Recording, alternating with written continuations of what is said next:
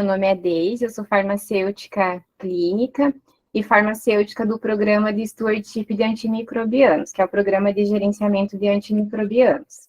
O tema que eu vou abordar hoje é sobre o gerenciamento do uso racional de antimicrobianos. Então, aqui a programação, né? Então, um pouco de introdução, um pouco sobre resistência bacteriana, né? Porque não tem como falar sobre o gerenciamento do uso racional de antimicrobianos sem a gente introduzir esses conceitos de resistência bacteriana. Aí, sobre o uso racional do antimicrobiano e o gerenciamento propriamente dito. Então, em introdução, né, a gente sabe que as infecções, elas são doenças causadas por micro-organismos no organismo, ou aqueles micro-organismos que fazem parte da flora normal, né, do indivíduo. Então, geralmente, pacientes com estado clínico comprometido, eles acabam desenvolvendo, né, doenças, infecções causadas pelos micro-organismos da flora normal. Então, só para relembrar, né, a gente sabe que o nosso organismo, a gente é né, como se fosse um meio aí que carrega muitos micro-organismos, né? Então, em cada local, a gente encontra um tipo específico de micro-organismo que faz parte da flora normal. Né? Então, na pele, nós temos, né, alguns exemplos, nos olhos, cavidade oral, no trato respiratório, trato digestivo, trato urogenital e ouvido. Então, os antimicrobianos são aqueles medicamentos que são utilizados para tratar essas doenças causadas por micro-organismos, né? Tratamento de doenças infecciosas. E eles acabam diferindo, né, uns dos outros, uns antimicrobianos dos outros, devido às suas propriedades, né? Então, físico, propriedades químicas, propriedades farmacológicas, com relação ao espectro de ação e ao mecanismo de ação. Então, a classificação dos antimicrobianos, eles podem ser classificados de acordo com a origem, né, em medicamentos, fármacos naturais, que são aqueles produzidos a partir de organismos vivos, ou de forma semissintética, que são aqueles fármacos antimicrobianos, né, que são substâncias de origem natural, submetidas a um processo de síntese em laboratório, ou ainda totalmente sintéticos, né, que são aqueles produzidos exclusivamente em laboratório. Com relação à ação, os antimicrobianos podem ser bacteriostáticos, que são aqueles fármacos que inibem o crescimento do micro-organismo, ou podem ser bactericidas, que causam a morte celular da bactéria. Ainda podem ser classificados de acordo com o mecanismo de ação.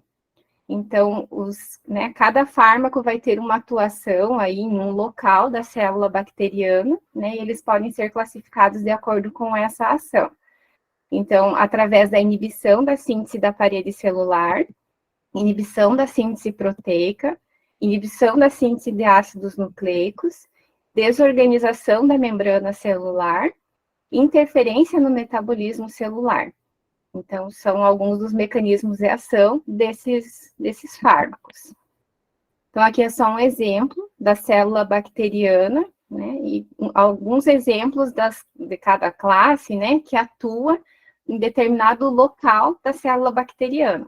Né? Então, por exemplo, ali na síntese proteica, né, na síntese proteica da célula bacteriana, então os aminoglicosídeos, tetraciclinas, né, no DNA, função e estrutura, as quinolonas, na síntese de purinas e ácido fólico, o trimetopima.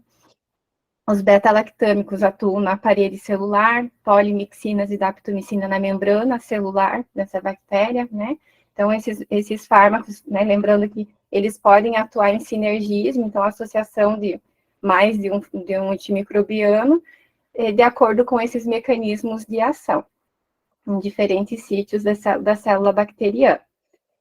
Então, os antimicrobianos são fármacos que revolucionaram o tratamento das doenças infecciosas e acabaram reduzindo as taxas de morbo e mortalidade associadas a esta condição.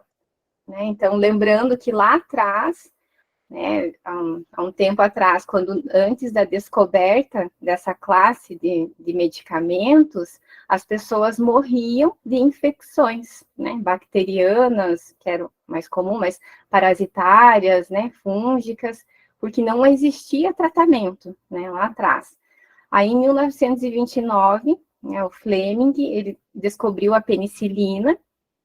Em 1938, a sulfapiridina foi utilizada, né, o primeiro uso para tratamento de uma infecção, né, uma doença infecciosa, tratamento da pneumonia. Em 1940, então, a penicilina começou a ser utilizada com fins terapêuticos.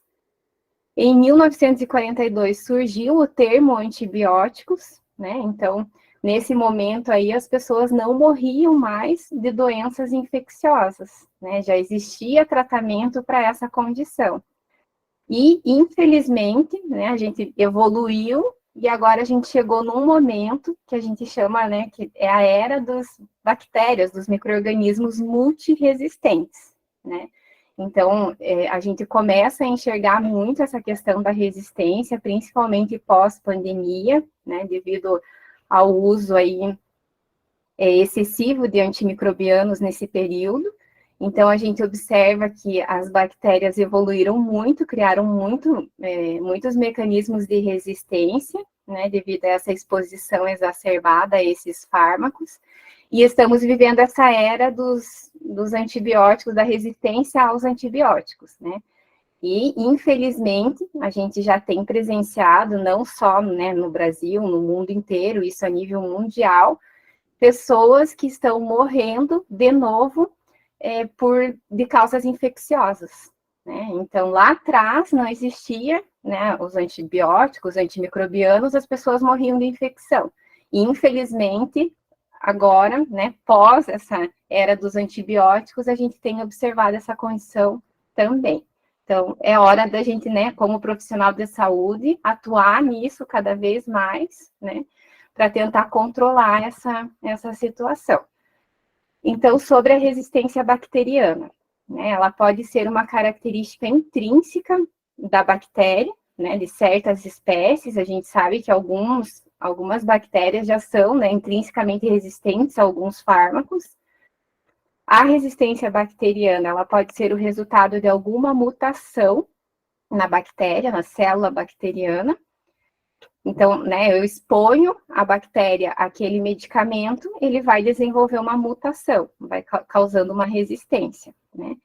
A resistência bacteriana ainda pode ser resultado da aquisição de um material genético exógeno, né? Então, a gente sabe que as bactérias, elas trocam materiais, né, entre si, e elas podem trocar também esses mecanismos de resistência.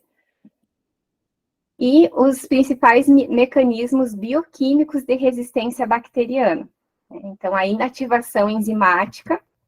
Então, o que acontece? O fármaco, o antimicrobiano, entra na célula bacteriana para ter ação, né, em algum daqueles locais da célula bacteriana, né, de acordo com o que eu mostrei naquela figura anterior. Mas aí essa bactéria, ela já tem um mecanismo de resistência, que é a inativação dessa molécula, né? Então, ela vai produzir uma enzima, a bactéria produz uma enzima que vai inativar o antimicrobiano. Né? Exemplo, as beta-lactamase de espectro estendido, né? As ISBL, que são famosas. Então, elas vão inativar o antimicrobiano dentro da célula. E esse fármaco não vai ter ação, não vai ocasionar morte da bactéria, não vai controlar a infecção, né? Outro mecanismo bioquímico de resistência da célula bacteriana é modificação do alvo do antibiótico. Então, o fármaco, ele entra na célula, ele deveria se ligar numa porção X, ele está configurado, né, para se ligar naquela porção, mas a bactéria, né, eu brinco muito esperta, ela modifica o alvo, né, chave fechadura lá, por exemplo, né. Então, ela vai modificar esse alvo e o antibiótico não vai entender aonde que ele tem que se ligar dentro da célula bacteriana, porque o alvo está modificado. Então, o antibiótico não vai ter a ação que ele precisa dentro da célula bacteriana. Então, não vai ter um controle efetivo da infecção por causa desse tipo de resistência. Outro tipo de resistência bacteriana são a formação das bombas de efluxo. Então, o fármaco entra na célula bacteriana e essa célula bacteriana, ela tem uma bomba que vai como se fosse ejetar o fármaco para fora da célula. Também não vai ter a ação desejada. Outro mecanismo bioquímico de resistência bacteriana é a alteração da permeabilidade da membrana. Então, o fármaco não vai nem conseguir entrar na célula bacteriana, não vai ter ação, né, com o controle da infecção. E, por último, o mecanismo bioquímico de resistência, né, da célula bacteriana é a formação de biofilmes, né? A gente presencia isso bastante em infecções relacionadas à assistência à saúde, né, as IRAS. Então, quando o paciente tem, né, possui dispositivos, isso pode acontecer, né? Então, formar um acúmulo de bactérias dentro do lúmen do catéter, né, o catéter venoso central, catéter urinário, né, e esse acúmulo de bactérias, né, agregado no material, nesse catéter, vai dificultar a penetração do antimicrobiano lá dentro, né, da célula bacteriana, né, porque não vai conseguir atuar nesse biofilme. Então, a indicação nesses casos, né, o mecanismo de defesa da bactéria, né, com relação ao fármaco, ao antimicrobiano, mas aí, nesses casos, como o antibiótico não consegue penetrar no biofilme, o ideal é a remoção desse dispositivo, né, a remoção desse catéter para você ter o controle do foco infeccioso.